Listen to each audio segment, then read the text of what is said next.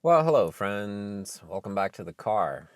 So, today I thought I would talk a little bit about motivation and the nature of motivation because yesterday there was a tweet going around on the internet from somebody who posted a screenshot from GitHub of somebody's profile with like 14,000 contributions in the last year. So, it was a very green contribution graph on that profile. And the tweet said something like, what's stopping you from coding like this? And this really didn't sit well with a lot of people. So the person who tweeted this got a lot of negative feedback, let's say, and a lot of people replying and quoting snarkily, saying stuff like, well, I actually have a life. That's why I'm not coding like that. Um, but also just a lot of people commenting on how this is really unhealthy behavior and how you would never hire somebody if their GitHub looks like that and so on. And I think there's something very interesting here because what a lot of people don't see is that there are two separate groups here. And there's the group of people who get upset or feel that this is very wrong and they need to speak out against it. And there's another group who finds this type of stuff pretty motivating and inspiring.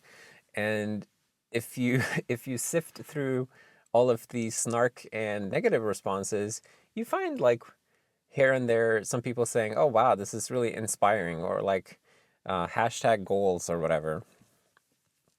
And I think it's important to recognize that not everybody or people don't have the same type of motivational systems. We respond to different types of motivational stimuli. And if you are working with people in any kind of leadership role, then it's super important to understand this and to get to know your team well enough that you understand what motivates each of the people in your team if you want to be an efficient leader. Because now I should say I have never worked professionally in management. I've never professionally been a leader, but I do have some experience in open source leadership. And something that is super obvious to me by now is that all the people I work with are motivated by very different things. And the more I know about what motivates each person, the the better a job I can do of motivating them and keeping them interested and like ensuring the quality of their work remains as high as possible. And like that's ultimately what I want to do. I want people to produce great stuff in the projects that we collaborate on, and I also want them to have a good time. And I firmly believe that in open source development, volunteer open source development, people have a good time if they work on stuff that aligns with their internal motivational system, right? So, what am I trying to say here? I'm trying to say that there are so many different types of people and so many different types of motivational systems inside of all these people. And there are two very interesting, well, there's a very interesting divide on display here when it comes to this type of tweet. And it's not the first time we've seen this type of situation. It also comes up whenever somebody says the phrase 10x engineer, then it's like the ocean just divides and people take sides. And again, there's like all these people who say, "Oh, it's unhealthy. You shouldn't pursue that unrealistic level of of effort or that unrealistic level of dedication and consistency or whatever." And then there's all these other people who think that that's really inspirational and motivating and they aspire to that. And personally, I find myself in both of these groups. So like I go back and forth. Like I find it like I can find numbers kind of motivating. If I have like a number and a way to increase that number, then I'm able to put myself into this feedback loop of like iterating on something to increase the number. And that is something that translates really well for me in various things that I do, not just programming, but also like lifting weights or running long distance or whatever. These are all things where you are like chasing incremental improvements to a number. So this type of thing, I can derive some amount of motivation from that. At the same time, I also see the other side of it, where, like, yeah, it's definitely not not like the be all end all of motivation to just pursue the incrementing of some number, and it can be almost dehumanizing sometimes to reduce yourself to a like single quantifiable metric like that.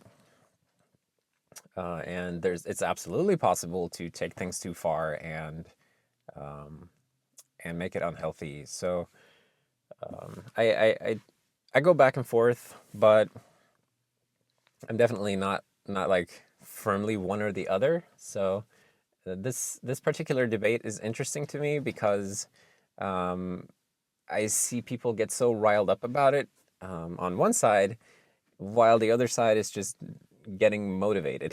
So it's weird with these kind of issues where some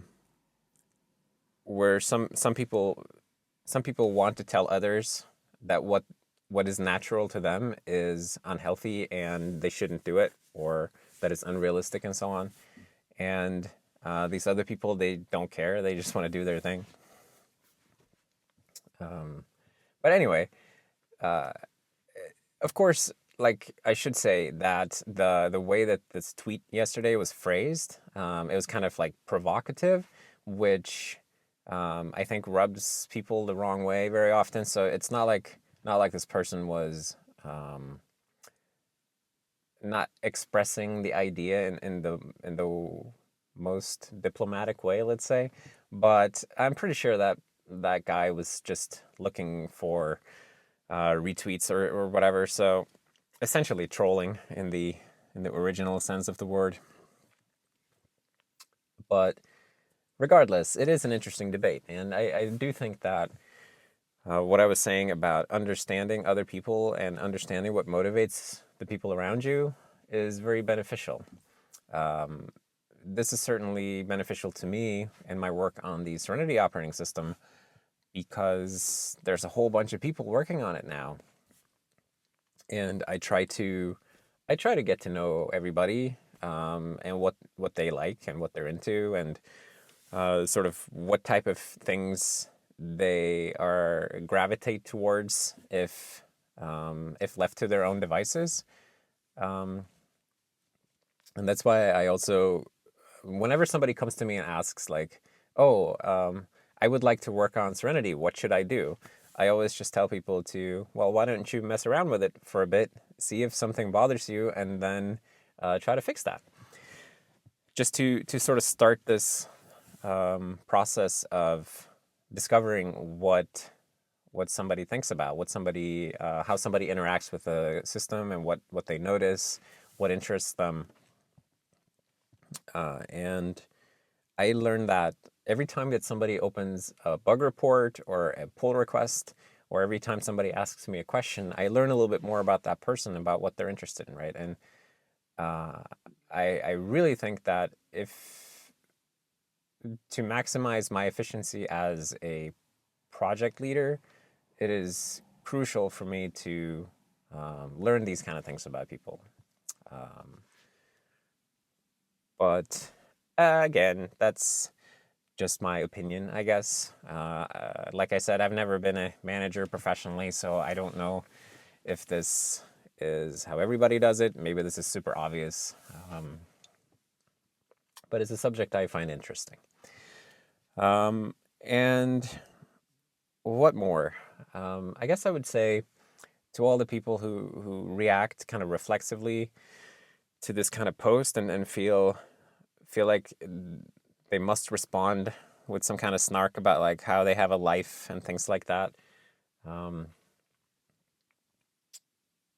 that's okay that you have a life, but maybe this kind of maybe this kind of thing isn't for you. Like, um, it's a bit like your neighbors having a party and you're not there, and you're just kind of upset about it for some reason, even though it doesn't affect you.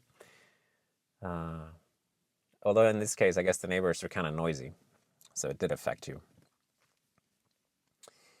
I don't know. That analogy was kind of didn't really pan out. Anyway,